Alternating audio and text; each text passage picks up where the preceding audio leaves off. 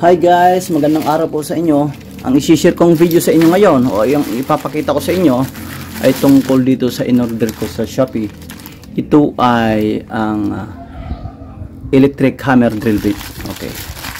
Nag-order ako, ang una kong order ito. Ang problema, ang in-order ko doon ay flat saka pointed. Ang dumating, ito pointed saka ganun din. Ito. Yan ang dumating. Yan ang binigay sa akin, oh. Kaya ang ginawa ko, nag-order ulit ako. Ito yung hindi ko pa na-open. Yan, ito. At susubukan ko ito sa aking barina kung pwede. Yan. Sana ito tama na. Yan, unpacking tayo ngayon.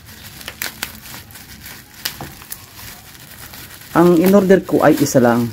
Tapos makita natin dito baka sit ang okay, ganito pala 'yon. Ayun. Ito ay flat, inaasahan ko. Ay gago. Mali din. So mag-order man ako ng iba. Gagamit ko naman ito kasi mayroon naman akong adapter. Yan. Pero subukin ko itong isa. Ang mangyari kasi ay gagamitin ko dito sa aking hammer. Yan, gagamitin ko dito ito. Tapos yan. Paglagay ko dito, ayun, oh, 'di ba? Tapos ang gagawin ko dyan, ganyan na yan, pwede kong subukin yan. Susubukin ko yan para makita ninyo doon sa likod. Subukan ko sa likod, ipapakita ko sa inyo kung maganda ba. Ayun, ito na, nakasaksak na ito. Ngayon, ang setup nito ay umiikot sa hammer. Ang gagawin ko dito ay pindutin ito at ilagay dito sa hammer. Tapos subukan natin. Yan.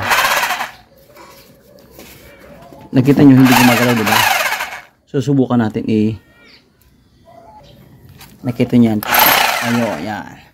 Kapag diniin natin to, subukan natin, ha. Yan. Oh sus. Ang galing. Magaling, pwede. Gigibain natin to. Okay. Subukan natin dito. Subukan natin dito sa bato. Ito, subukan natin to. Pero mas maganda kay kung ano ba.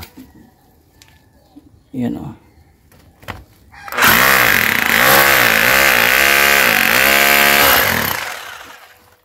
Ang galing. Ayun. Ang galing naman ng ko. Nachimpo, sa may pipe. Diba?